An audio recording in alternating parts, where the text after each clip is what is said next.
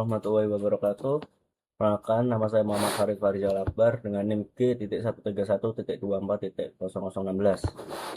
Pada video ini saya akan mendemonstrasikan implementasi modul Customer Relationship Management atau disebut CRM menggunakan Odoo 13 pada studi kasus PT Sinar Niaga Digital.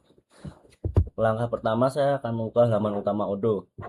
Pada dashboard ini terdapat berbagai modul yang saling terintegrasi seperti CRM, terus ada sales, ada purchase, terus ada inventory, accounting, konteks, dan modul lainnya. Odoo merupakan aplikasi enterprise resource planning atau ERP yang digunakan untuk membantu perusahaan mengolah proses bisnis secara terintegrasi. Sebelum menggunakan Odoo, langkah pertama adalah membuat data perusahaan. Saya masuk ke menu settings.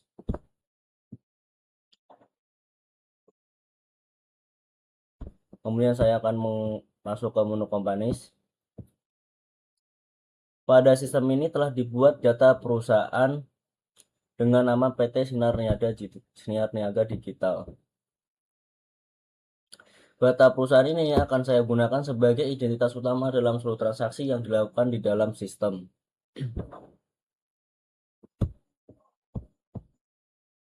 Selanjutnya saya akan membuka menu users. Pada sistem ini telah dibuat beberapa akun pengguna sesuai dengan tugas masing-masing, yaitu ada administrator, terus ada sales, ada purchasing, terus ada warehouse. Pembagian akun ini bertujuan agar setiap pengguna hanya memiliki akses sesuai dengan pekerjaannya. Berikut daftar usernya. Kemudian setiap pengguna diberikan hak akses yang berbeda. Sebagai contoh, bagian sales hanya dapat mengakses modul CRM dan sales, dan bagian purchasing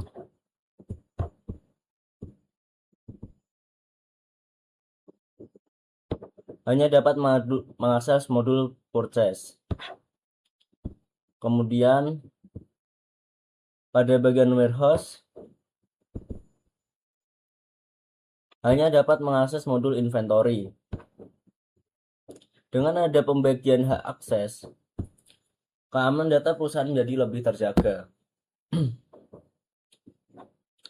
Kemudian kita akan membuka modul CRM.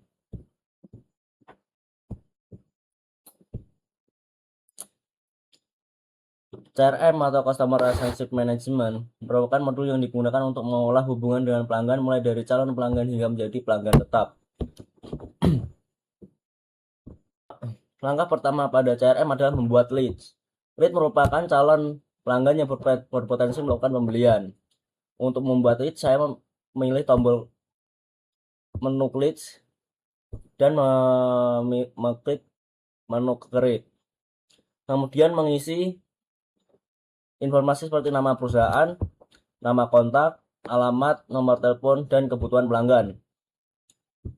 Pada implementasi ini telah dibuat 2 data leads. Kemudian mengubah lead menjadi opportunity. Setelah pelanggan menunjukkan ketertarikan terhadap produk yang ditawarkan, lead diubah menjadi opportunity. Misal, opportunity menunjukkan bahwa peluang terjadinya transaksi sudah lebih besar dibandingkan lead. Proses konversi ini dilakukan melalui menu convert to opportunity. Nah, seperti ini tampilannya. Setelah lead berhasil dikonversi, data pelanggan akan masuk ke pipeline CRM. Pipeline digunakan untuk memantau perkembangan setiap calon pelanggan mulai dari tahap awal hingga berhasil menjadi pelanggan. Melalui pipeline, tim penjualan dapat mengetahui posisi setiap opportunity.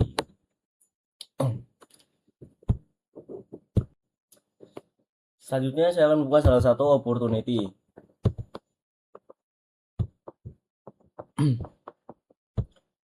Kemudian saya akan menambahkan activity sebagai jadwal tindak lanjut kepada pelanggan.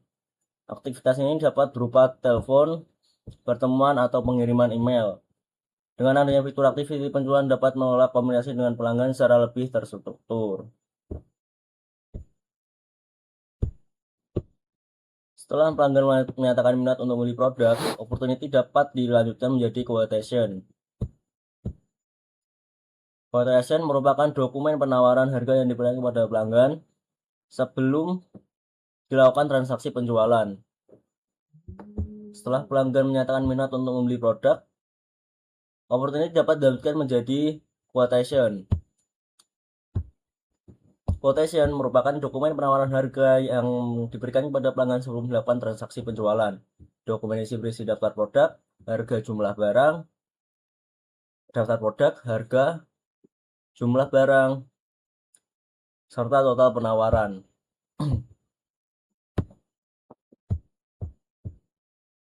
Ini berikut contohnya.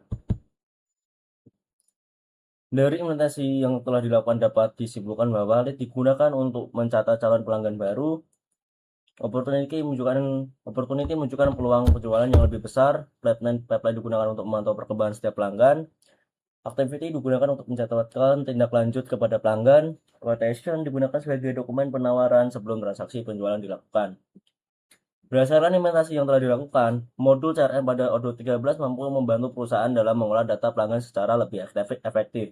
Seluruh proses mulai dari lead, opportunity, pipeline, follow up, hingga quotation dilakukan dalam satu sistem yang saling terintegrasi.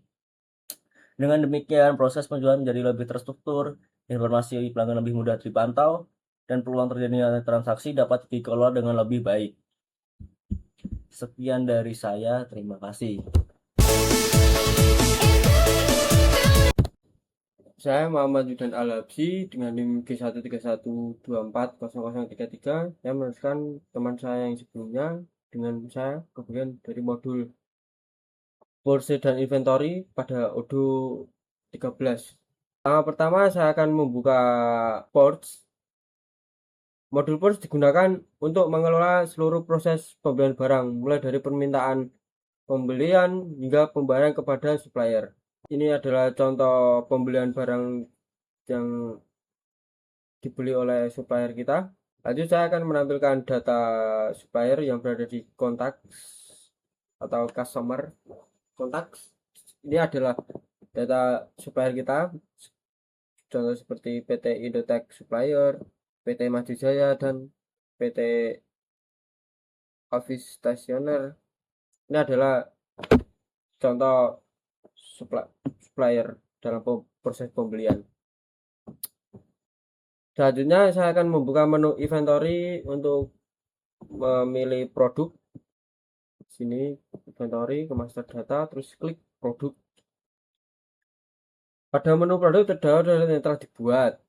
Setiap produk telah dilengkapi dengan harga beli, kategori produk, dan informasi persediaan sehingga siap digunakan dalam proses pembelian.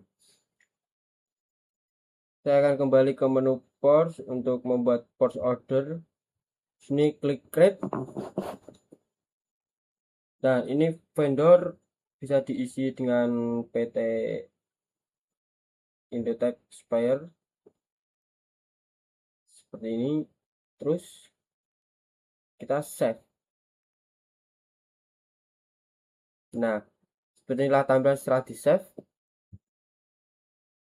Langkah berikutnya untuk mengubah RFQ menjadi push order, saya klik convert order.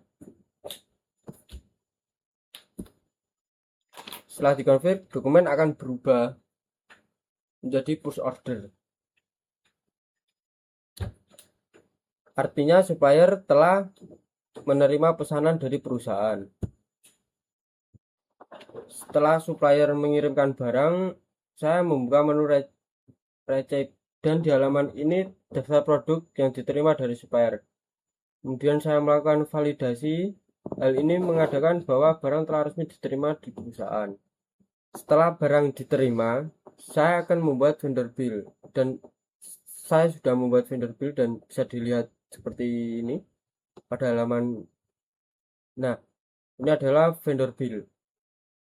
Pada halaman ini terlihat rincian produk yang dibeli beserta total tagihan yang harus dibayarkan. Setelah melakukan vendor bill, langkah berikutnya adalah melakukan pembayaran kepada supplier. Saya memilih register payment, kemudian mengisi metode pembayaran menggunakan transaksi.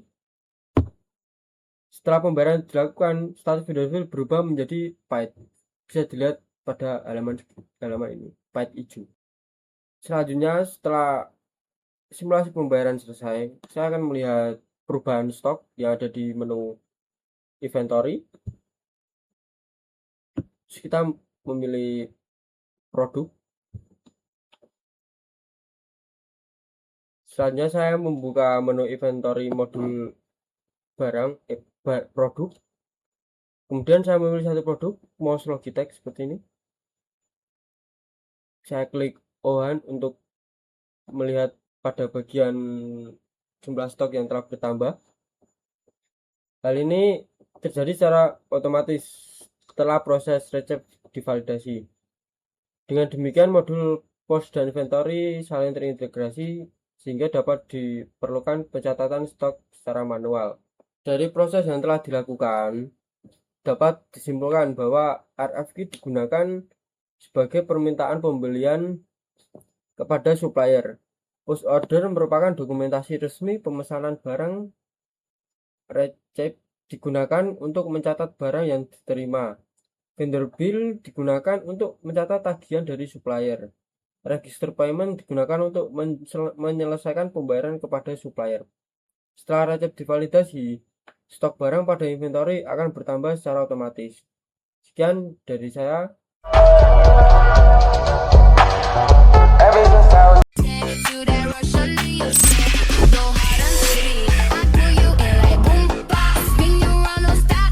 Langkah pertama kita masuk ke Odoo, lalu klik menu di bagian kiri atas, pilih sales. Berikutnya di quotation kita create.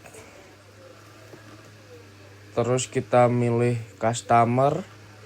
Semisal contohnya PT Maju Jaya Abadi. Lalu pilih experience, sesuaikan tanggal. Lalu kita tambahkan produk, minimal 3 produknya. Misalnya sebagai contoh flash disk. Setelah itu ada keyboard. Setelah itu ada kabel USB. Nah, habis itu kita cek, lalu kita klik confirm. Setelah confirm, langkah berikutnya masuk ke delivery. Nah, di delivery kita klik yang edit untuk mengedit bagian down yang 0 menjadi 1.